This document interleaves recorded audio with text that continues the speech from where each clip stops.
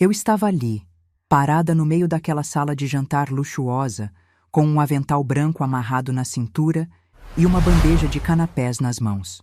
Ao meu redor, pessoas ricas, bem vestidas, perfumadas, conversavam sobre viagens à Europa e investimentos milionários. O cheiro de perfume importado se misturava com o aroma da comida francesa que o chefe contratado preparava na cozinha. Lustres de cristal iluminavam tudo com uma luz dourada que fazia as joias das mulheres brilharem. E nenhuma daquelas pessoas me olhava nos olhos. Eu era invisível. A velha do avental. Parte da decoração, como os vasos de flores importadas ou as estátuas de bronze nos cantos da sala. No outro lado do salão, encostada numa pilastra de mármore com uma taça de champanhe na mão, minha nora Beatriz me observava.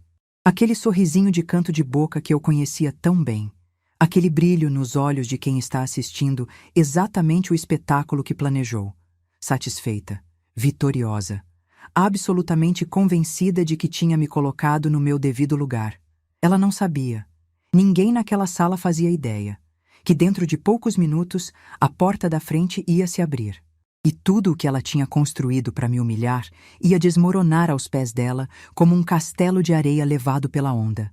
Mas antes de te contar o que aconteceu naquela noite, preciso te mostrar o momento exato em que descobri a verdade sobre minha nora. O momento em que entendi que aquele jantar era uma armadilha preparada especialmente para mim. Deixa eu voltar algumas horas.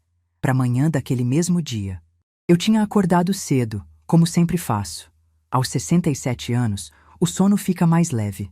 Levantei por volta das 6, coloquei um roupão e fui em direção à cozinha preparar um café. A casa estava em silêncio, todo mundo ainda dormindo. Estava passando pelo corredor do primeiro andar quando ouvi vozes. Vinham do escritório, uma sala com porta de madeira maciça que normalmente ficava fechada. Mas naquela manhã, a porta estava entreaberta.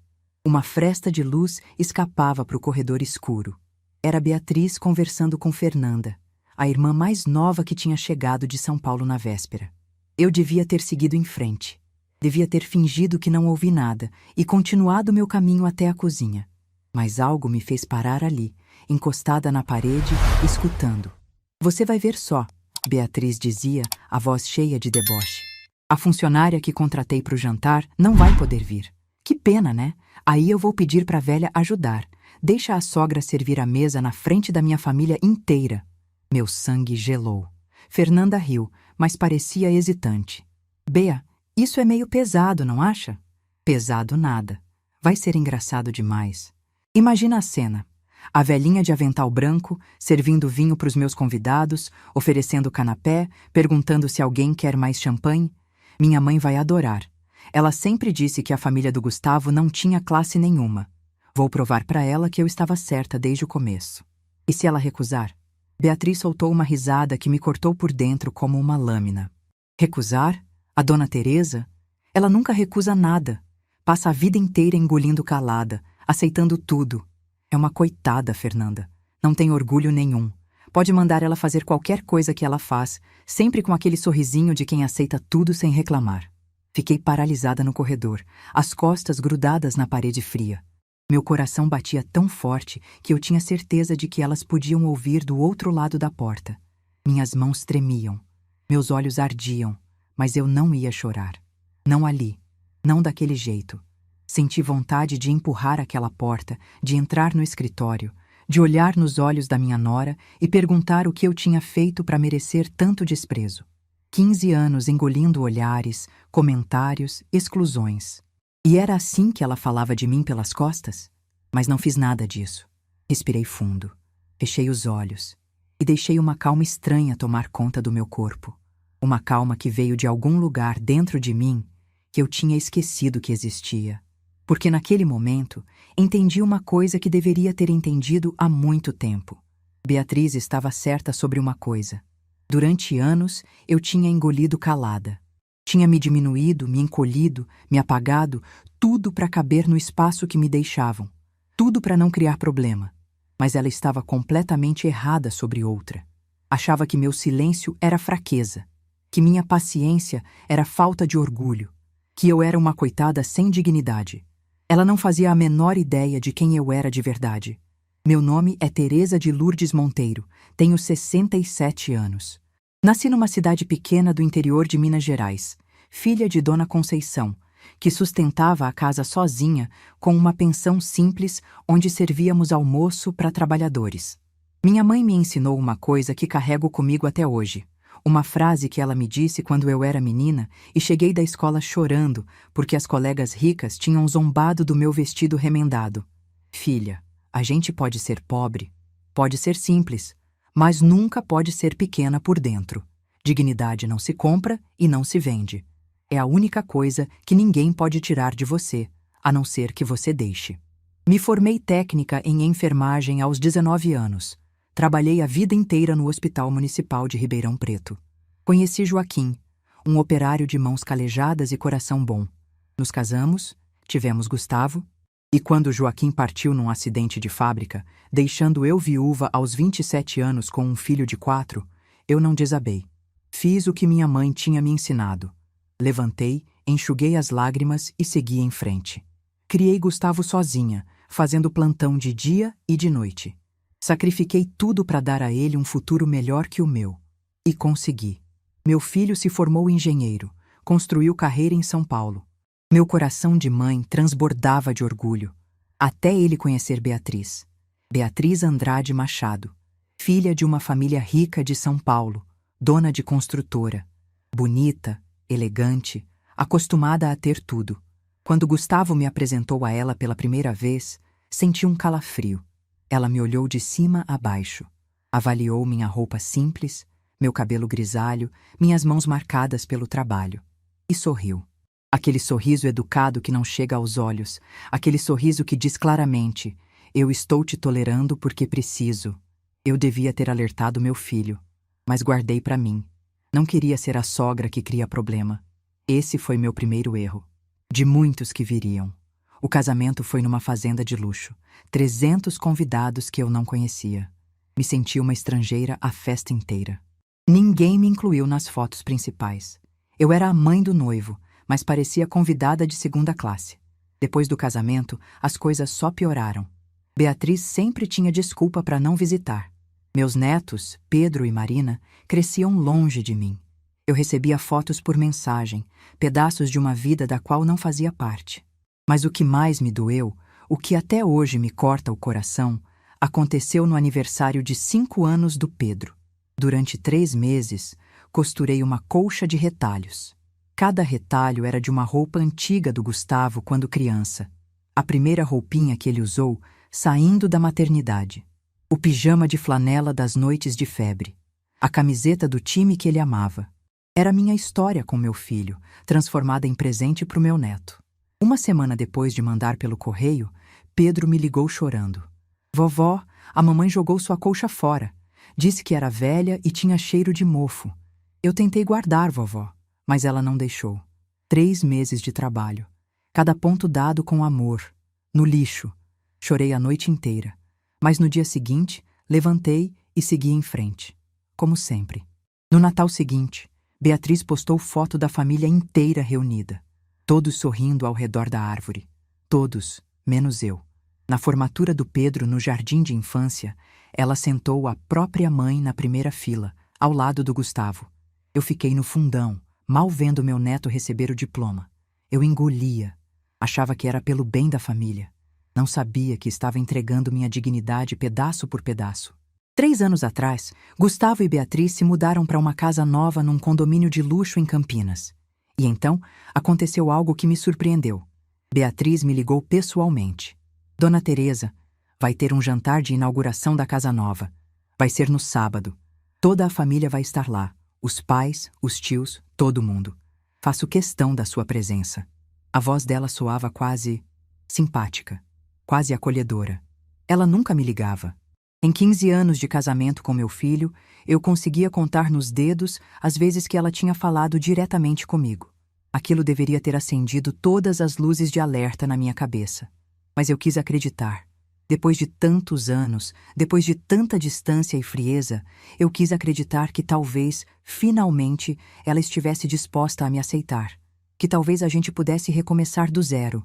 Que talvez eu finalmente fosse fazer parte da família do meu próprio filho. Como eu fui ingênua. Cheguei 2 dias antes do jantar. Peguei um ônibus de Ribeirão Preto, quase 4 horas de viagem, o tempo todo pensando em como seria bom finalmente me sentir bem-vinda. Quando o táxi parou na frente da casa, quase não acreditei. Era uma mansão. Não tem outra palavra. Portão eletrônico, muro alto com câmeras de segurança. Jardim imenso com paisagismo perfeito. Piscina com borda infinita que parecia se misturar com o horizonte. Sala de estar maior que meu apartamento inteiro, com pé direito duplo e escada curva que parecia cenário de novela. Beatriz me recebeu na porta com aquele sorriso que eu já conhecia. Dona Teresa, que bom que chegou. Vem, vou mostrar seu quarto. O quarto de hóspedes era enorme. Cama de casal, banheiro privativo, varanda com vista para o jardim. Fica à vontade, ela disse. A casa é sua. A casa é sua. Como se eu fosse fazer parte daquilo. Como se eu pertencesse àquele mundo de luxo e ostentação. Passei os 2 dias seguintes observando os preparativos para o jantar. Beatriz coordenava tudo como uma general. Flores importadas chegando em caixas refrigeradas. Prataria sendo polida até reluzir. Taças de cristal enfileiradas na mesa. Chefe contratado preparando o cardápio na cozinha. Tudo perfeito. Tudo caro, tudo calculado para impressionar. E aos poucos, uma sensação estranha foi tomando conta de mim. Uma desconfiança que eu não conseguia explicar. Por que ela tinha me convidado? Depois de tantos anos me excluindo, por que agora fazia questão da minha presença? A resposta veio naquela manhã, na porta entreaberta do escritório, nas palavras que eu nunca vou esquecer. Não fui convidada para fazer parte da festa, fui convidada para ser o entretenimento.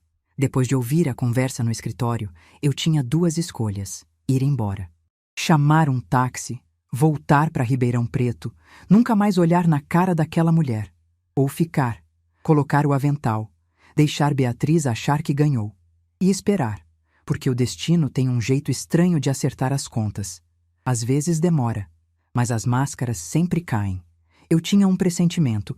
Algo me dizia que se ficasse, algo ia acontecer. Fiz minha escolha. Quando Beatriz veio com cara de preocupação ensaiada pedir para eu ajudar a servir, olhei nos olhos dela, bem fundo, para ela saber que eu sabia, e sorri. Claro, minha filha, será um prazer.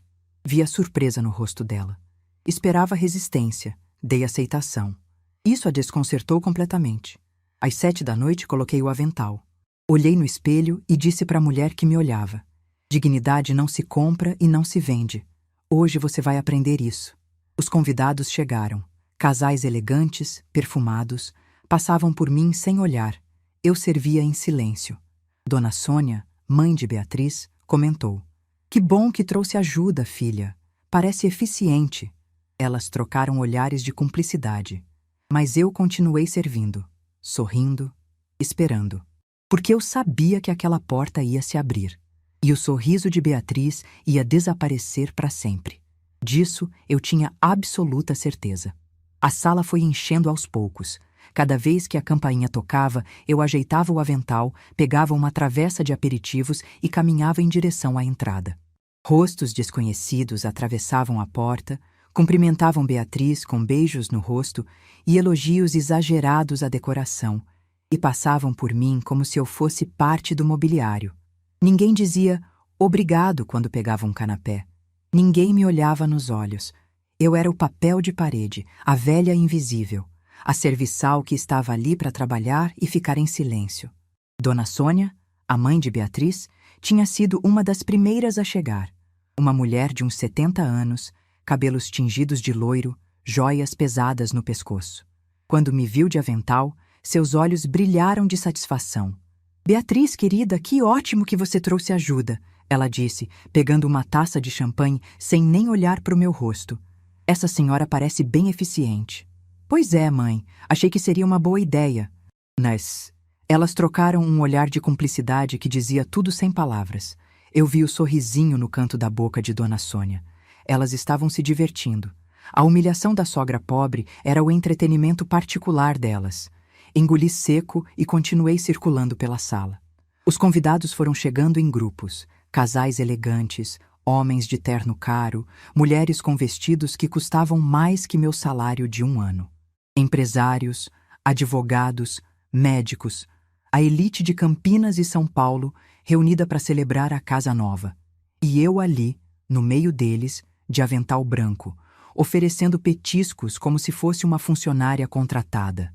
Num certo momento, uma mulher loira de uns 40 anos pegou um canapé da travessa que eu segurava e fez uma careta de desagrado.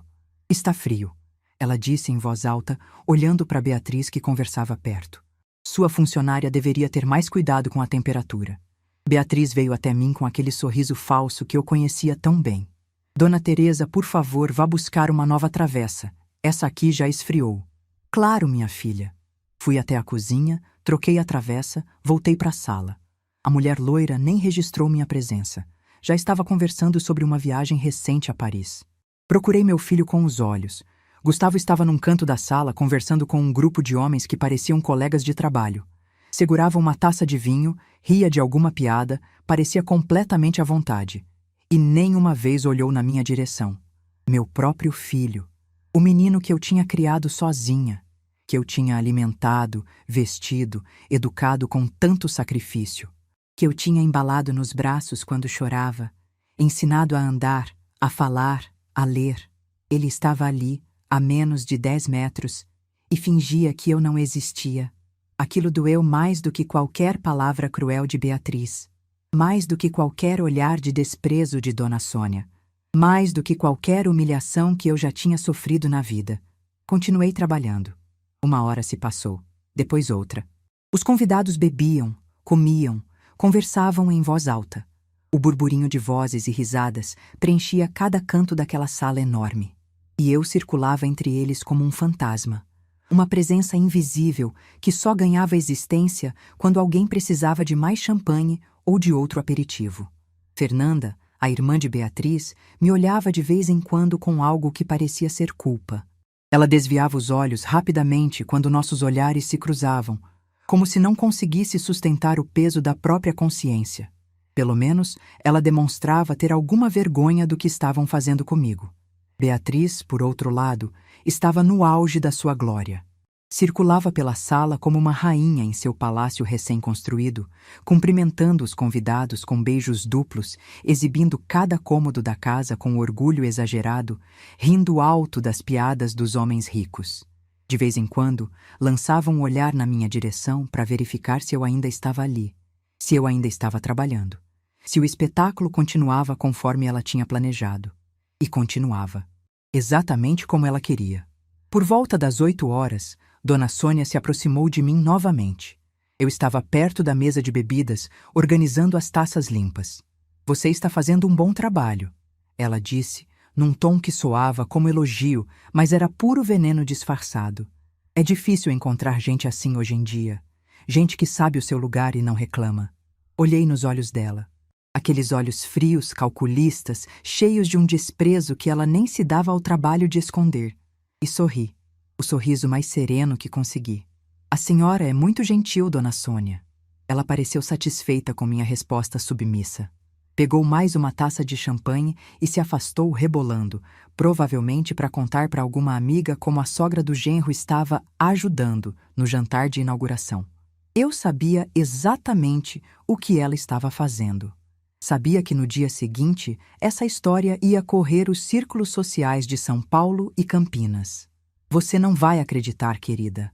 A mãe do Gustavo, aquela senhora simples do interior, estava de avental servindo os convidados no jantar da Beatriz. Pois é, minha filha sempre soube que aquela família não tinha classe nenhuma. E eu deixei. Deixei que ela pensasse o que quisesse. Deixei que todas elas pensassem. Porque algo dentro de mim dizia para esperar, para ter paciência, para confiar que alguma coisa estava para acontecer. Às 8h15, a campainha tocou novamente. Beatriz franziu a testa confusa. "Quem será a essa hora? Acho que já chegou todo mundo que estava na lista." Ela foi até a porta. Eu estava perto, trocando uma travessa vazia por uma cheia. Vi quando ela abriu. Era um homem de uns 50 anos. Alto, porte elegante, cabelos grisalhos penteados para trás, terno escuro de corte impecável. Tinha um rosto cansado, como se tivesse vindo direto de uma reunião de negócios, mas sorria ao ver a filha na porta. Pai! Beatriz o abraçou com entusiasmo. Achei que não vinha mais. Você está atrasadíssimo. A festa já começou há horas. Desculpa, filha. A reunião com os investidores se estendeu mais do que eu esperava, mas vim o mais rápido que pude. Então, aquele era seu Renato, o pai de Beatriz, o dono da construtora, o patriarca da família Andrade Machado que eu tinha conhecido brevemente no casamento, 15 anos antes. Naquela época, durante a cerimônia, ele tinha me olhado de um jeito estranho, tinha segurado minha mão um momento a mais quando nos cumprimentamos. Eu tinha achado que era apenas impressão minha, coisa da minha cabeça. Beatriz o puxou pelo braço para dentro da casa. Vem, pai, vou te mostrar tudo. Você não vai acreditar na suíte master, ficou exatamente como eu sonhei. Mas seu Renato não se moveu. Ele tinha parado de andar. Estava olhando para mim. Nossos olhos se encontraram por cima do ombro de Beatriz, e eu vi o momento exato em que algo mudou no rosto dele. A expressão de cansaço desapareceu como se tivesse sido varrida por uma onda. Os olhos se arregalaram. A boca se abriu levemente, como se ele quisesse dizer algo, mas as palavras tivessem ficado presas na garganta. Pai, o que foi? Beatriz olhou para trás, para mim, sem entender nada. Por que você está olhando para ela desse jeito? Seu Renato deu um passo na minha direção, depois outro. Beatriz tentou segurá-lo pelo braço, mas ele se soltou gentilmente, sem tirar os olhos de mim. Dona Teresa? A voz dele era um fio, um sussurro carregado de incredulidade. Dona Teresa, é a senhora? É a senhora mesmo? A sala inteira ficou em silêncio. Os convidados pararam de conversar no meio das frases. As taças ficaram suspensas no ar. As risadas morreram.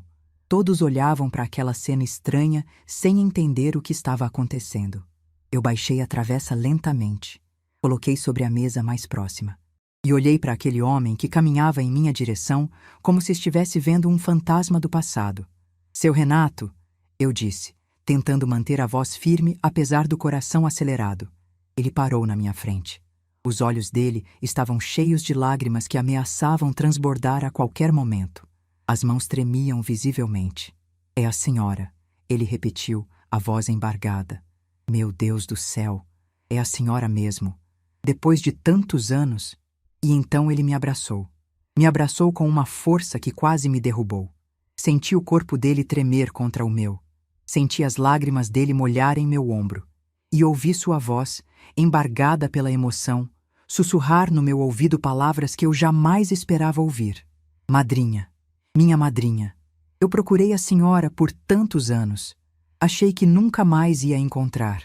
O silêncio na sala era absoluto, tão denso que dava para ouvir o próprio coração batendo. Beatriz estava paralisada perto da porta, o rosto branco como papel, a boca aberta, sem conseguir pronunciar uma única palavra. Dona Sônia tinha a taça de champanhe esquecida na mão, o líquido quase derramando, os olhos arregalados de incompreensão. Fernanda olhava para o chão, as mãos cobrindo a boca, querendo desaparecer dali. E Gustavo, meu filho, finalmente tinha me visto. Estava parado no meio da sala, completamente imóvel, o rosto pálido, os olhos arregalados de choque. A taça de vinho escorregou dos dedos dele e se espatifou no chão de mármore, mas ele nem percebeu, nem se moveu. Ficou ali, congelado, olhando para mim como se me visse pela primeira vez na vida. Seu Renato se afastou um pouco do abraço, mas continuou segurando minhas mãos com força, como se tivesse medo de que eu fosse desaparecer se ele soltasse. Lágrimas escorriam livremente pelo rosto dele, sem nenhuma vergonha, sem nenhum constrangimento.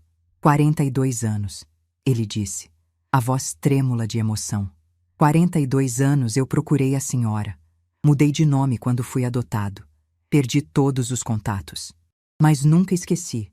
Nunca, em nenhum dia da minha vida, eu esqueci a senhora, madrinha. Beatriz finalmente conseguiu se mover. Deu um passo vacilante para frente, a voz falhando. Pai, do que você está falando? Você conhece essa mulher? Como assim, madrinha? Seu Renato virou para a filha.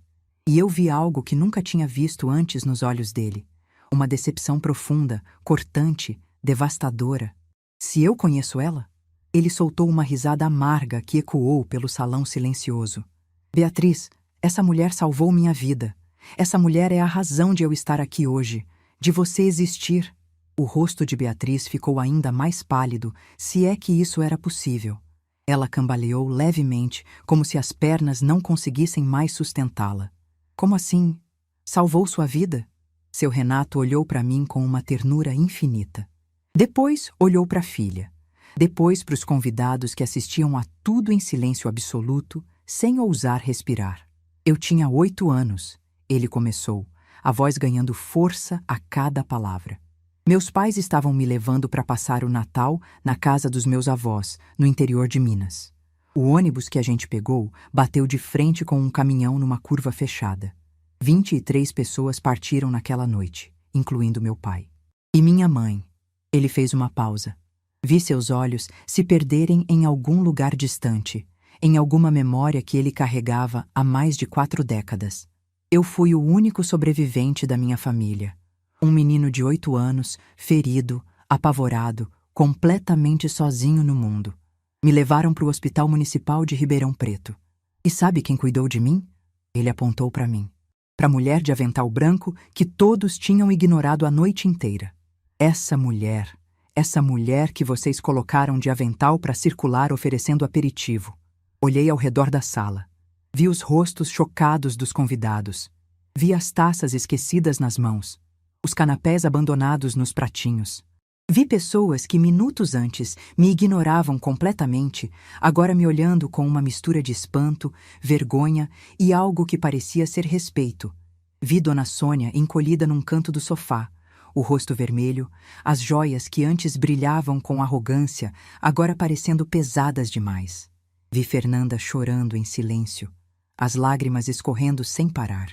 Vi Gustavo, meu filho, de joelhos no chão, recolhendo os cacos da taça quebrada com as mãos tremendo, lágrimas caindo no mármore.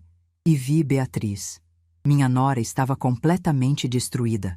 O rosto antes cheio de arrogância, o sorrisinho de superioridade, a postura de rainha do castelo, tudo tinha desaparecido. No lugar havia uma mulher pálida, trêmula, com os olhos arregalados de horror, a boca abrindo e fechando, sem conseguir formar palavras. O silêncio se estendeu por segundos, que pareceram horas. Ninguém ousava se mover. Ninguém ousava falar. Seu Renato se virou lentamente para a filha. A expressão no rosto dele tinha mudado. Não era mais apenas emoção pelo reencontro comigo. Agora havia algo mais. Algo duro. Algo frio. Algo que cortava. E quando ele falou, sua voz era calma, controlada. Mas cada palavra caía como uma sentença no silêncio daquela sala. Beatriz. Ele pronunciou o nome da filha devagar, cada sílaba carregada de peso. Por que a minha madrinha está de avental na sua casa? A pergunta de seu Renato ficou suspensa no ar como uma sentença. Por que a minha madrinha está de avental na sua casa? Beatriz gaguejou, tentando encontrar palavras que não existiam. Pai, não é o que parece. Ela quis ajudar. Ela quis ajudar. Seu Renato repetiu a frase com uma calma que era mais assustadora do que qualquer grito. Você está me dizendo que a mulher que salvou minha vida, a mulher que me acolheu quando eu era um menino órfão apavorado, pediu para colocar um avental e servir seus convidados? A funcionária faltou, pai, e eu pensei que... Você pensou. Ele deu um passo na direção dela. Você pensou? É isso que você tem para me dizer?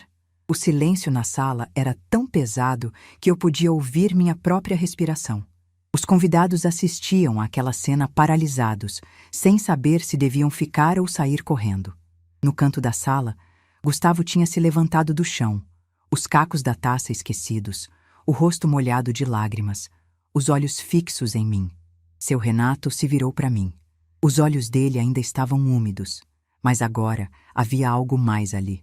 Uma ternura profunda que me fez lembrar do menino assustado que ele tinha sido. Madrinha, ele disse, a voz suavizando. Me conta o que aconteceu de verdade.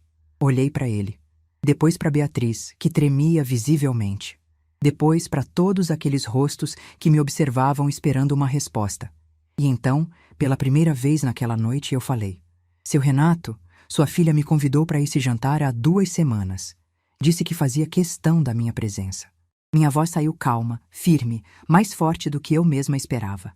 Hoje de manhã, eu ouvi uma conversa que não deveria ter ouvido.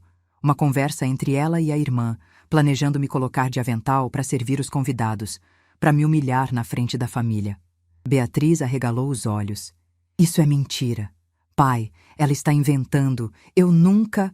Deixa ela terminar. A voz de seu Renato cortou como navalha. Continuei olhando diretamente para Beatriz. Sua filha disse que ia ser engraçado me ver servindo, que eu era uma coitada que não tinha orgulho nenhum, que passava a vida engolindo calada. Vi Gustavo dar um passo na minha direção, o rosto contorcido de dor. Mãe, mas eu não parei. Ela estava certa sobre uma coisa. Eu passei anos engolindo calada. Engolindo quando ela jogou fora a colcha que eu costurei durante 3 meses para o meu neto. Engolindo quando ela me excluiu do Natal da família e postou fotos de todos reunidos menos eu. Engolindo quando ela sentou a própria mãe na primeira fila da formatura do Pedro e me deixou no fundão, mal conseguindo ver meu neto. Minha voz não tremeu uma vez. Mas ela estava errada sobre outra coisa. Meu silêncio nunca foi fraqueza, foi escolha. Eu escolhi ficar calada pelo bem do meu filho, pela paz da família. Achei que era o certo a fazer. Fiz uma pausa. A sala inteira prendia a respiração. Hoje eu sei que estava errada. Silêncio diante da humilhação não é sabedoria, é rendição. Seu Renato ouviu cada palavra com atenção absoluta. Quando terminei, ele se virou para Beatriz. O rosto dele estava irreconhecível. Não era mais o pai amoroso que tinha entrado naquela casa. Era um homem que acabava de descobrir quem sua filha realmente era. É verdade? A voz dele era baixa, controlada. Você planejou humilhar essa mulher? Beatriz abriu a boca para negar, mas Fernanda, a irmã, deu um passo à frente. Estava tremendo, as lágrimas escorrendo pelo rosto. É verdade, pai. A voz dela era um fio. Eu estava lá. Eu ouvi o plano. Eu devia ter impedido, mas não tive coragem. Beatriz virou para a irmã com fúria nos olhos. Fernanda, como você pode... Chega, Béia. Fernanda estava soluçando agora. Chega de mentiras.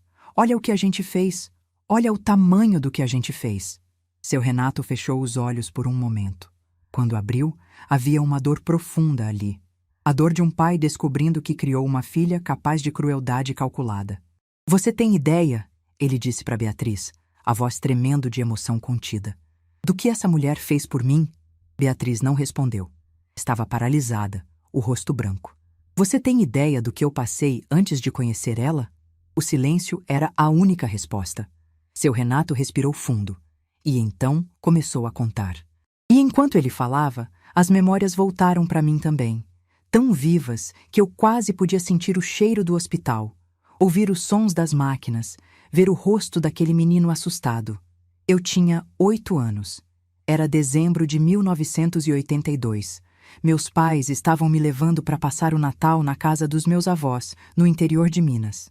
O ônibus que a gente pegou saiu de Ribeirão Preto às 6 da tarde. Eu lembro que minha mãe me deu um sanduíche de presunto para comer durante a viagem. Lembro do cheiro do perfume dela, daquele perfume de alfazema que ela sempre usava.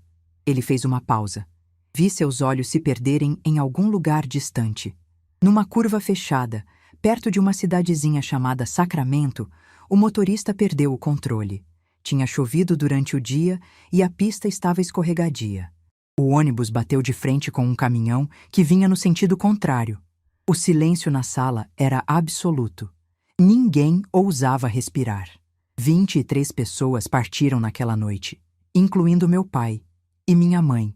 Eu fui o único sobrevivente da minha família. Um menino de 8 anos, com o braço quebrado, um corte profundo na testa, coberto do sangue dos meus pais. Vi Dona Sônia levar a mão à boca, horrorizada. Vi convidados desviarem o olhar, incapazes de sustentar o peso daquela história. Os bombeiros me tiraram dos destroços quase 2 horas depois do acidente. Eu estava em estado de choque. Não conseguia falar, não conseguia chorar, não conseguia entender por que minha mãe não acordava quando eu chamava. Me levaram para o Hospital Municipal de Ribeirão Preto, o único da região que tinha estrutura para me atender. Ele olhou para mim com uma ternura infinita. Quando cheguei no hospital, eu estava destruído. Não só por fora, pelos ferimentos, por dentro também. Não falava, não comia, não dormia. Ficava encolhido na cama, olhando para o teto, esperando minha mãe aparecer para me buscar. Os médicos diziam que eu precisava de tempo, mas tempo não era o que eu precisava. Senti meus olhos se encherem de lágrimas. Eu lembrava. Lembrava de tudo. Eu precisava de alguém. Alguém que segurasse minha mão. Alguém que me dissesse que ia ficar tudo bem, mesmo que fosse mentira. Alguém que me fizesse sentir que eu não estava completamente sozinho no mundo. Ele apontou para mim. E então apareceu essa mulher. Uma enfermeira jovem, de uns 25 anos, que trabalhava no turno da noite. Ela viu aquele menino encolhido na cama e fez algo que nenhum outro profissional tinha feito. Ela puxou uma cadeira, sentou do meu lado e ficou ali, a noite inteira, sem falar nada, só segurando minha mão. As lágrimas escorreram pelo meu rosto. Eu lembrava daquela noite. Lembrava do calor daquela mãozinha pequena agarrada na minha. Nos dias seguintes, essa enfermeira cuidou de mim como se eu fosse filho dela. Limpou meus ferimentos com uma delicadeza que eu nunca tinha sentido. Trocou minhas bandagens cantarolando canções de ninar, aquelas canções antigas que as mães cantam para os filhos dormirem. Ficou acordada comigo quando eu acordava gritando de pesadelo, suando frio, chamando pela minha mãe. Trouxe comida da casa dela quando eu recusava a comida do hospital, arroz com feijão numa marmita de alumínio que ela esquentava escondido na cozinha. Me contava histórias para eu dormir, histórias de príncipes corajosos e finais felizes. Seu Renato estava chorando abertamente agora. Não se importava com os convidados, não se importava com a filha. Uma noite, eu perguntei para ela: "Você pode ser minha mãe agora?" Eu era só uma criança. Não entendia que não funcionava assim. Mas ela não riu de mim. Não disse que era impossível. Não me tratou como um menino tolo. Ele olhou para mim com tanto amor que meu coração doeu. Ela se ajoelhou na minha frente, segurou meu rosto com as duas mãos e disse com a voz mais doce que eu já tinha ouvido: "Eu não posso ser sua mãe, meu filho. Sua mãe sempre vai ser sua mãe e ela vai estar olhando por você de onde ela estiver. Mas eu posso ser sua madrinha. E madrinha cuida para a vida inteira. Madrinha não abandona nunca." As lágrimas escorriam pelo rosto dele sem parar. No dia seguinte, ela organizou uma cerimônia de batismo na capela do hospital. Convenceu o padre, arrumou uma roupa branca para mim, até trouxe um bolo pequeno que ela mesma tinha feito. Me batizou de verdade, na frente de outras enfermeiras que serviram de testemunha. Me deu uma família quando eu não tinha mais nenhuma. Olhei para Gustavo. Meu filho estava encostado na parede, as mãos cobrindo o rosto, os ombros tremendo de tanto chorar. Eu fiquei no hospital por quase um mês, seu Renato continuou. Nesse tempo, essa mulher foi tudo para mim. Mãe, amiga, protetora. Quando meu tio de São Paulo finalmente apareceu para me buscar, eu não queria ir. Chorei, implorei, me agarrei nela. Ela também chorou. Me abraçou forte e disse: "Vai dar tudo certo, meu filho. Um dia a gente se encontra de novo." Ele respirou fundo. Meu tio me adotou, mudou meu sobrenome. Renato Silva virou Renato Andrade Machado. Cresci em São Paulo, estudei, trabalhei, construí uma empresa. Mas nunca esqueci aquela enfermeira. Nunca esqueci minha madrinha. 42 anos procurando. 42 anos sem conseguir encontrar. Ele se virou para Beatriz. A expressão dele era devastadora. E hoje, 42 anos depois, eu entro na casa da minha filha e encontro essa mulher. De avental, servindo aperitivo, sendo humilhada pelas pessoas que deveriam respeitá-la. Beatriz estava destruída. Soluçava como uma criança. "Pai, me perdoa. Eu não sabia." "Você não sabia?" A voz dele era gelo. "Ou você não quis saber? 15 anos casada com o filho dela e você nunca se interessou em conhecer a história da sua sogra?" Ele olhou para Dona Sônia, que estava encolhida no sofá.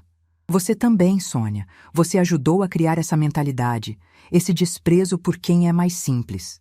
Dona Sônia abaixou os olhos, incapaz de responder. Seu Renato pegou minhas mãos com delicadeza. "Madrinha, nada que eu diga vai apagar o que aconteceu, mas a senhora é a pessoa mais importante da minha vida. Sem a senhora, eu não estaria aqui, e vou passar o resto dos meus dias honrando isso." Olhei para ele, para o menino que tinha sido, para o homem que se tornou, e sorri. Você já honrou meu filho. Você se tornou um homem bom, um homem de coração. É tudo que uma madrinha pode desejar. Desamarrei o avental. Dobrei com cuidado. Coloquei sobre a mesa. Olhei para Beatriz nos olhos e disse: Sabe, minha mãe me ensinou que dignidade não se compra e não se vende. Eu passei anos achando que precisava da sua aceitação, que precisava provar alguma coisa para você. Fiz uma pausa. Mas hoje eu entendi. O problema nunca foi meu. O problema sempre foi seu. Virei as costas e caminhei em direção à porta. Mãe, espera. Era Gustavo. Finalmente. Parei. Olhei para ele. Meu filho estava com o rosto destruído de culpa. Me perdoa, mãe. Por favor. Olhei para ele por um longo momento. Você não precisa do meu perdão, filho. Você precisa fazer uma escolha. E essa escolha é só sua. Saí daquela casa sem olhar para trás. Desci os degraus da varanda iluminada. Passei pelo jardim perfeitamente cuidado. Atravessei o portão eletrônico que se abriu automaticamente. Senti o ar frio da noite no meu rosto. O vento gelado de Campinas, em contraste com o calor sufocante que tinha sido aquela sala. E pela primeira vez em muitos anos, eu respirei de verdade.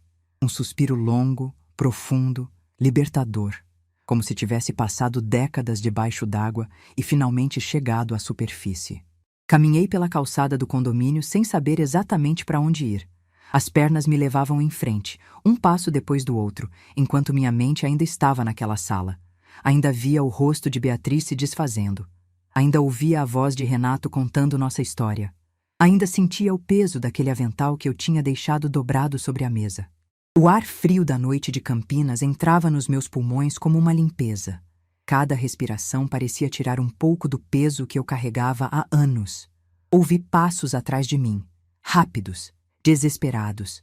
Mãe! Mãe, espera! Era Gustavo. Vinha correndo pela calçada, a gravata frouxa, o paletó aberto, o rosto vermelho de tanto chorar. Parei, mas não me virei. Ele chegou ofegante ao meu lado. Ficou ali, respirando pesado, sem saber o que dizer. O silêncio entre nós era mais pesado do que qualquer palavra. Mãe, por favor, não vá embora assim. Finalmente me virei para ele. Olhei para o rosto do meu filho. Aquele rosto que eu conhecia desde o primeiro segundo de vida. Aquele rosto que eu tinha visto sorrir pela primeira vez, chorar pela primeira vez, se transformar de menino em homem. Agora estava devastado. Destruído de culpa. Assim como Gustavo, ele engoliu em seco. Assim, brava comigo, sem me dar uma chance de explicar. Explicar o quê? Minha voz saiu mais dura do que eu pretendia. Explicar por que você ficou em silêncio durante 15 anos enquanto sua esposa me tratava como lixo? Explicar por que você fingiu não me ver enquanto eu servia canapé na sua própria casa? Eu não sabia do plano, mãe. Juro que não sabia. Mas sabia de outras coisas. Dei um passo na direção dele. Sabia da colcha que ela jogou fora. Sabia do Natal que eu não fui convidada. Sabia da formatura do Pedro em que eu fiquei no fundão. Sabia de tudo, Gustavo. E não fez nada. Ele abaixou a cabeça. As lágrimas caíam no asfalto, uma depois da outra. Eu sei, mãe. Eu fui um covarde. Fui um filho covarde que escolheu o caminho mais fácil. Por quê? Porque eu tinha medo. A voz dele era um fio.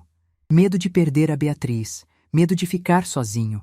Medo de não ser suficiente para ela se eu ficasse do seu lado. Medo de que ela me abandonasse como o pai dela abandonou a mãe dela. Medo de tudo, mãe. Ele fez uma pausa, respirando fundo. E no meio desse medo todo, eu fui me acovardando, um pouquinho de cada vez. Primeiro deixei passar um comentário. Depois outro. Depois uma exclusão. Depois outra. E quando eu vi, já tinha normalizado. Já tinha aceitado que era assim que as coisas funcionavam.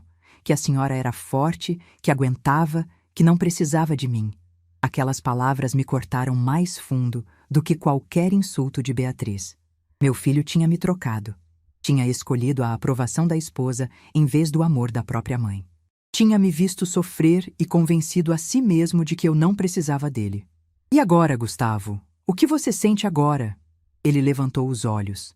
Vermelhos, inchados, cheios de uma dor que eu conhecia bem. Vergonha, mãe. Muita vergonha. Do homem que eu me tornei. Das escolhas que eu fiz. de ter deixado a senhora sozinha quando a senhora mais precisou de mim. Ficamos em silêncio por um momento. O vento frio passava entre nós, carregando o cheiro de jasmim de algum jardim próximo. Eu te amo, filho. Isso nunca vai mudar. Segurei o rosto dele com as duas mãos, como fazia quando ele era pequeno. Mas eu não posso continuar sendo pisoteada para manter uma paz que nunca existiu de verdade. Eu sei, mãe. Eu sei. Se você quiser que eu faça parte da sua vida, as coisas vão ter que mudar. De verdade. Não é só pedir desculpas e continuar igual. Ele assentiu, soluçando. Eu vou mudar, mãe. Eu prometo. Não promete para mim, filho. Promete para você mesmo. Do outro lado da rua, um táxi apareceu. Fiz sinal para ele parar. Para onde a senhora vai? Gustavo perguntou, a voz desesperada. Para um hotel. Preciso de um tempo para pensar. Deixa eu ir junto. Deixa eu pelo menos garantir que a senhora está bem. Olhei para ele, para o meu menino, para o homem que ele ainda podia se tornar. Não, filho, essa noite eu preciso ficar sozinha. Entrei no táxi. Dei o nome de um hotel no centro. E enquanto o carro se afastava, vi pelo retrovisor meu filho parado na calçada, os braços caídos ao lado do corpo, chorando sozinho na noite fria. O hotel ficava numa rua tranquila do centro de Campinas. Um prédio antigo, fachada simples, mas bem cuidado. Paguei uma diária em dinheiro e subi para o quarto no terceiro andar. Quando a porta se fechou, eu finalmente me permiti desabar. Sentei na beirada da cama e chorei. Chorei como não chorava há anos. Chorei de alívio por ter finalmente falado a verdade. Chorei de dor pelas décadas perdidas me diminuindo. Chorei de medo do que viria pela frente. O celular não parava de vibrar. Mensagens de Gustavo pedindo desculpas. Ligações de um número desconhecido. E então, uma mensagem de voz de seu Renato. Madrinha, sou eu. Preciso saber se a senhora está bem. Me liga quando puder. Não importa a hora. Não liguei. Não conseguia falar com ninguém. Deitei na cama olhando para o teto branco. As cenas da noite passavam na minha cabeça como um filme. O avental. A conversa flagrada. O abraço de Renato. O rosto de Beatriz se desfazendo. A pergunta que destruiu tudo. Em algum momento, adormeci. Acordei com batidas na porta. O sol já entrava pela janela. Olhei para o celular. 9h30 da manhã. Tinha mais de 20 chamadas perdidas. As batidas continuaram, insistentes. Dona Teresa, madrinha, é o Renato. Por favor, abre a porta. Levantei devagar. Arrumei o cabelo com as mãos. Abri a porta. Seu Renato estava ali, de pé no corredor, com uma sacola de papel na mão e uma expressão de alívio no rosto. Graças a Deus, ele disse. Eu liguei a noite inteira. Fiquei preocupado. Como me achou? Gustavo me disse que a senhora tinha pegado um táxi. Liguei para todos os hotéis do centro até encontrar. Ele entrou no quarto sem esperar convite. Colocou a sacola sobre a mesa. Trouxe café da manhã. A senhora precisa comer alguma coisa. Olhei para ele. Para aquele homem de 50 anos que ainda era, de alguma forma, o menino de 8 anos que eu tinha acolhido. O menino que tinha segurado minha mão nas noites de pesadelo. O menino que tinha me chamado de madrinha pela primeira vez. Senta, Renato. A gente precisa conversar. Ele sentou na cadeira perto da janela. Eu sentei na beirada da cama. O sol da manhã entrava entre nós, iluminando as partículas de poeira que flutuavam no ar. O que aconteceu depois que eu saí? Perguntei. Ele suspirou fundo. Foi feio, madrinha. Muito feio. Me conta. A Beatriz teve uma crise de choro. Ficou no chão da sala, de joelhos, soluçando, dizendo que não queria que nada daquilo tivesse acontecido. Que ela não sabia, que nunca imaginou, que estava arrependida. Mas era tarde demais. Todo mundo já tinha visto quem ela realmente era. E a mãe dela? A Sônia tentou defendê-la no começo. Disse que era tudo um mal-entendido, que a senhora tinha interpretado errado, que a Beatriz nunca faria uma coisa dessas de propósito. Mas eu cortei ela na hora. Disse que eu tinha ouvido a própria Fernanda confirmar tudo. Disse que não aceitava mais desculpas. A Sônia ficou branca. Pegou a bolsa e foi embora sem se despedir de ninguém. E os convidados? Foram embora um por um. Ninguém sabia o que dizer. A festa acabou ali, naquele momento. Fiquei em silêncio, processando. E o Gustavo? Saiu correndo atrás da senhora. Eu fiquei lá, conversando com a Beatriz. Ele fez uma pausa. Disse coisas duras para ela. coisas que talvez eu devesse ter dito há muito tempo. Que tipo de coisas? Ele me olhou nos olhos. Disse que ela tinha me decepcionado de um jeito que eu não achava possível, que eu tinha falhado como pai por não ter ensinado a ela o que realmente importava, e que a partir de agora as coisas iam mudar. Mudar como? A senhora vai ser tratada com respeito na minha família. Nem que eu precise cortar relações com quem não aceitar isso. Senti meus olhos se encherem de lágrimas. Renato, você não precisa fazer isso. Não precisa brigar com sua filha por minha causa.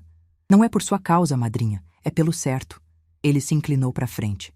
A senhora me salvou quando eu era um menino sem ninguém no mundo. Me deu esperança quando eu não tinha mais nenhuma. Me ensinou que ainda existiam pessoas boas. A senhora acha que eu vou ficar quieto vendo essas mesmas pessoas boas serem humilhadas? Ficamos em silêncio por um momento. O barulho da cidade entrava pela janela. Carros, vozes, vida continuando lá fora. Eu quero a senhora na minha vida, madrinha, ele disse. De verdade, não como uma lembrança do passado, como família, como a pessoa mais importante que eu tenho. Você tem esposa, filhas, netos? E tenho a senhora, a mulher que me ensinou o que é amor de verdade. Ele pegou minhas mãos. As mesmas mãos que tinham segurado as dele 42 anos atrás, num quarto de hospital, quando ele era só um menino assustado. Me deixa cuidar da senhora agora. Me deixa retribuir nem que seja um pouquinho do que a senhora fez por mim. As lágrimas escorreram pelo meu rosto, mas eram lágrimas diferentes. Lágrimas de esperança. Tudo bem, meu filho. Tudo bem. Ele me abraçou. Um abraço longo, apertado, de quem finalmente tinha encontrado o que procurava há décadas. Quando nos separamos, ele abriu a sacola e tirou pães, frutas, suco, café. Montou um café da manhã improvisado na mesinha do quarto. E enquanto comíamos, conversamos. Sobre o passado, sobre o presente, sobre tudo que ainda podíamos construir. Por volta do meio-dia, meu celular tocou. Era Gustavo. Mãe, a Beatriz quer falar com a senhora. Ela quer pedir desculpas pessoalmente. Olhei para Renato. Ele entendeu sem eu precisar dizer nada. A senhora não precisa ver ela hoje se não quiser, ele disse. Não precisa perdoar nada antes de estar pronta. Eu sei. Voltei para o telefone. Gustavo, diz para Beatriz que eu não estou pronta para essa conversa. Talvez um dia, mas não hoje. Eu entendo, mãe. Eu entendo. Desliguei. Olhei pela janela do hotel. O sol de Campinas brilhava lá fora, indiferente aos dramas humanos que aconteciam debaixo dele. Renato se levantou. Eu preciso resolver algumas coisas, mas volto mais tarde para ver como a senhora está. Não precisa se preocupar. Eu quero me preocupar, madrinha. Faz 42 anos que eu quero me preocupar com a senhora. Ele saiu, deixando a promessa de voltar. Sozinha no quarto, olhei para o meu reflexo no espelho do banheiro. Vi uma mulher de 67 anos, com olhos cansados mas firmes. Uma mulher que tinha passado décadas se diminuindo e finalmente tinha encontrado a coragem de se levantar. Minha mãe tinha razão. Dignidade não se compra e não se vende. E eu tinha acabado de recuperar a minha. O resto do dia passou devagar. Renato voltou no fim da tarde, como tinha prometido. Trouxe minhas malas que Gustavo tinha deixado com ele. Me levou para jantar num restaurante simples perto do hotel. Conversamos sobre a vida, sobre os anos perdidos, sobre os planos para o futuro. Pela primeira vez em muito tempo, eu me sentia em paz. Mas alguma coisa me dizia que essa história ainda não tinha terminado, que o verdadeiro teste ainda estava por vir, que a vida ainda tinha surpresas guardadas para mim. E eu estava certa. 3 dias depois, enquanto eu tomava café da manhã no hotel, meu celular tocou.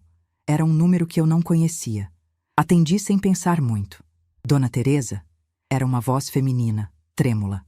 Aqui é a Beatriz. Meu coração disparou.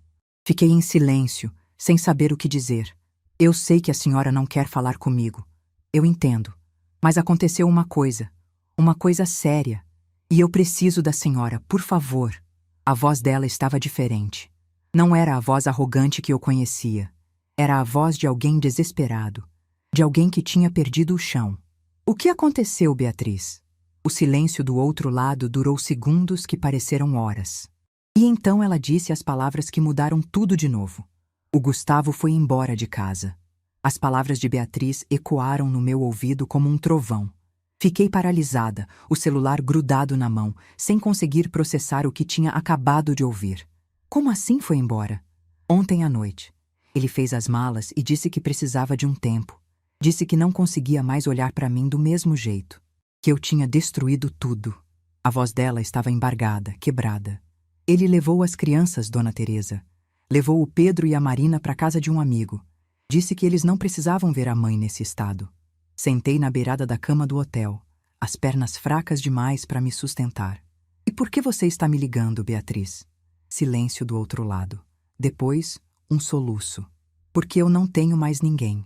Meu pai não atende minhas ligações. Minha mãe voltou para São Paulo e disse que eu envergonhei a família. Minha irmã não quer falar comigo. E o Gustavo me olha como se eu fosse um monstro. Fechei os olhos. Uma parte de mim, uma parte pequena e mesquinha que eu não tinha orgulho de ter, sentiu satisfação. A mulher que tinha passado 15 anos me humilhando agora estava sozinha, abandonada, provando do próprio veneno. Mas outra parte, a parte que minha mãe tinha criado, sentiu algo diferente. O que você quer de mim, Beatriz? Eu não sei. Ela chorava abertamente agora. Eu precisava pedir desculpas, de verdade. Não porque meu pai mandou, não porque o Gustavo quer, porque eu finalmente entendi o que eu fiz. E o que você entendeu? Ela demorou para responder. Quando falou, a voz era um sussurro. Que eu passei 15 anos tratando mal a pessoa que criou o homem que eu amo. Que eu humilhei uma mulher que nunca fez nada além de tentar fazer parte da minha família. Que eu fui cruel, mesquinha e covarde. E que eu mereço tudo o que está acontecendo comigo. Fiquei em silêncio, deixando as palavras dela assentarem. Eu não espero que a senhora me perdoe, ela continuou. Não tenho esse direito, mas eu precisava que a senhora soubesse que eu estou arrependida.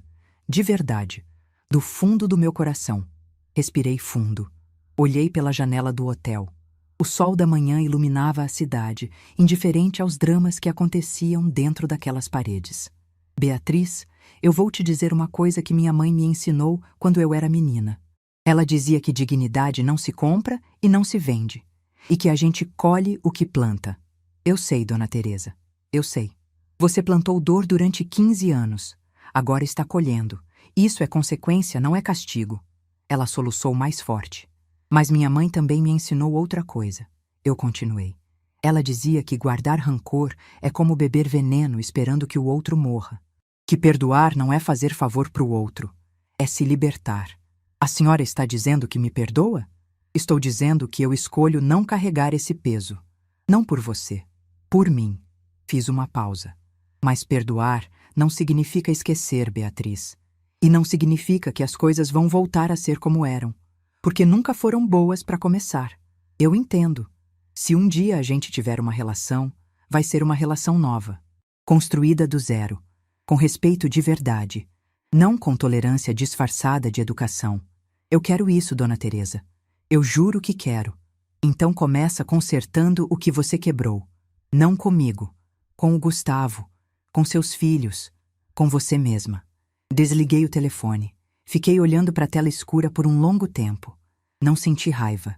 Não senti satisfação. Senti apenas uma calma estranha. Como se um capítulo da minha vida tivesse finalmente se encerrado. 2 semanas depois, voltei para Ribeirão Preto. Meu apartamento me esperava do mesmo jeito que eu tinha deixado. As plantas precisavam de água. A geladeira estava vazia. Tinha uma camada fina de poeira sobre os móveis. Mas era meu, completamente meu. E pela primeira vez em muito tempo, eu sentia que merecia estar ali. Renato me ligava todo dia. Às vezes só para perguntar como eu estava. Às vezes para contar sobre a vida dele, sobre os negócios, sobre os netos. Ele tinha voltado a ser presente de um jeito que eu não esperava. Me mandava fotos, me convidava para almoçar quando vinha para a região, me tratava como a família que eu sempre fui para ele. Gustavo também ligava. No começo, as conversas eram curtas, cheias de silêncios constrangidos. Mas aos poucos, fomos encontrando um novo ritmo. Ele me contou que estava fazendo terapia, tentando entender por que tinha se tornado o homem que se tornou. Me pediu desculpas de novo, dessa vez com palavras que pareciam vir de um lugar mais profundo. Eu quero ser um filho melhor, mãe, ele disse numa dessas ligações.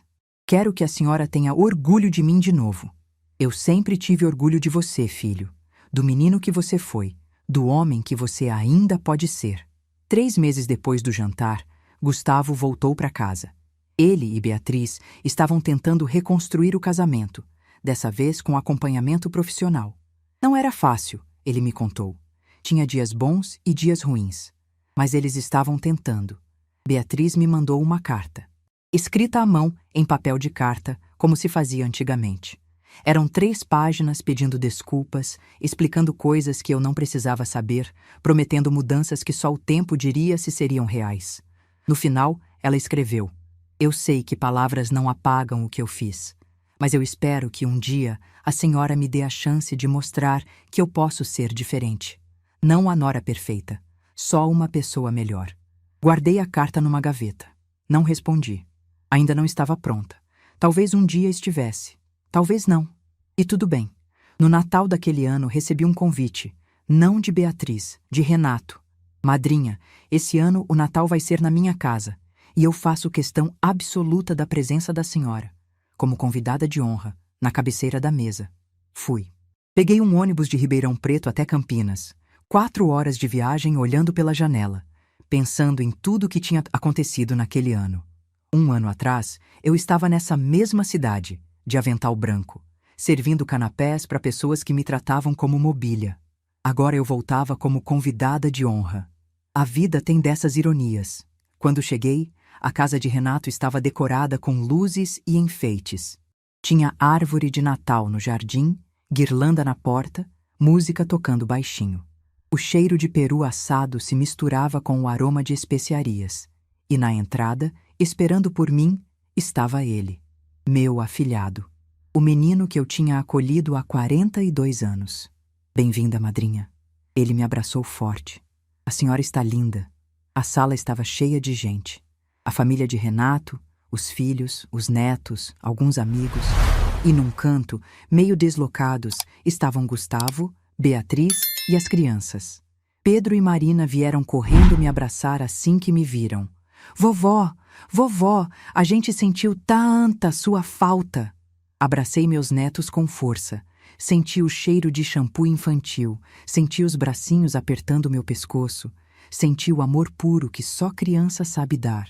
Aquele amor que não julga, não cobra, não condiciona. Aquele amor que aceita a gente como a gente é. Vovó, você vai sentar do meu lado? Pedro perguntou, os olhos brilhando de expectativa. Vou sim, meu amor. Do seu lado e da Marina. Eles sorriram, aquele sorriso de criança que ilumina qualquer ambiente. E eu percebi que era por eles que tudo tinha valido a pena. Por poder estar ali, abraçando meus netos, sem ter que engolir humilhação para ter esse direito. Beatriz se aproximou devagar. Estava diferente. Mais magra, mais contida, sem aquela arrogância que eu conhecia tão bem. Dona Teresa. Ela parou na minha frente, sem saber o que fazer com as mãos. Obrigada por ter vindo. Olhei para ela, para a mulher que tinha me causado tanta dor, e não senti raiva, não senti mágoa, senti apenas nada. E isso, de alguma forma, era libertador. Feliz Natal, Beatriz. Ela assentiu, os olhos marejados. Não tentou me abraçar, não forçou intimidade. Apenas deu um passo para o lado e me deixou passar. O jantar foi diferente de todos os outros que eu já tinha vivido naquela família. Pela primeira vez, eu estava sentada na cabeceira, ao lado de Renato. Pela primeira vez, as pessoas me perguntavam minha opinião, me incluíam nas conversas, me tratavam como alguém que importava. E quando Renato levantou a taça para fazer um brinde, ele disse palavras que eu nunca vou esquecer. Esse brinde é para a mulher mais forte que eu conheço. A mulher que me salvou quando eu era um menino perdido. A mulher que me ensinou que amor de verdade não tem condição, não tem prazo, não tem limite. Minha madrinha, Dona Teresa. Todos levantaram as taças. Todos repetiram meu nome. E eu, pela primeira vez em muitos anos, me senti vista. De verdade. Hoje, 1 ano depois daquele jantar que mudou tudo, eu olho para trás e mal reconheço a mulher que eu era. A Teresa que aceitava a humilhação calada. A Teresa que se diminuía para caber nos espaços que os outros deixavam. A Teresa que achava que amor significava se anular. Essa Teresa não existe mais. No lugar dela, existe uma mulher de 68 anos que aprendeu, tarde mas não tarde demais, que dignidade é inegociável, que respeito se exige, não se implora, que o amor que exige que você se diminua não é amor de verdade. Minha relação com Beatriz ainda é distante. Cordial, mas distante. E tudo bem, nem todas as feridas cicatrizam completamente. Algumas viram cicatrizes que a gente carrega para o resto da vida. O importante é que elas não sangram mais. Minha relação com Gustavo melhorou. Ele vem me visitar todo mês, às vezes com as crianças, às vezes sozinho. A gente conversa sobre a vida, sobre o passado, sobre os erros e os acertos. Ele ainda está aprendendo a ser o homem que deveria ter sido desde o começo. E eu estou aprendendo a aceitar que filhos também são humanos, também erram, também merecem segundas chances. E Renato? Renato se tornou a família que eu não sabia que precisava. Me liga toda semana, me visita todo mês, me inclui em tudo. No aniversário dele, me colocou sentada ao lado dele na mesa principal. No casamento da neta, me apresentou a todos como a mulher mais importante da minha vida. Às vezes, quando estou sozinha no meu apartamento, olhando o sol se pôr pela janela, eu penso na minha mãe. Penso no que ela diria se pudesse me ver agora. Penso nas lições que ela me ensinou quando eu era menina, lá naquela casa simples do interior de Minas, com chão de terra batida e cheiro de café fresco. Acho que ela estaria orgulhosa. Não porque eu venci, não porque eu me vinguei, não porque consegui provar que eles estavam errados, mas porque eu finalmente entendi o que ela tentou me ensinar a vida inteira. Que o verdadeiro valor de uma pessoa não está na roupa que ela veste, na casa onde mora, no carro que dirige, está no coração, na forma como trata os outros, na capacidade de amar sem exigir nada em troca. E que, às vezes, a maior vitória não é derrotar o inimigo, é se libertar dele. Hoje, aos 68 anos, eu finalmente sou livre. Livre do medo de não ser aceita. Livre da necessidade de aprovação. Livre da prisão que eu mesma construí quando achei que amor significava me anular. Minha mãe tinha razão desde o começo.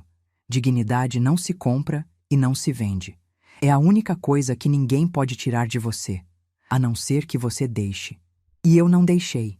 Nunca mais vou deixar. Porque agora eu sei quem eu sou.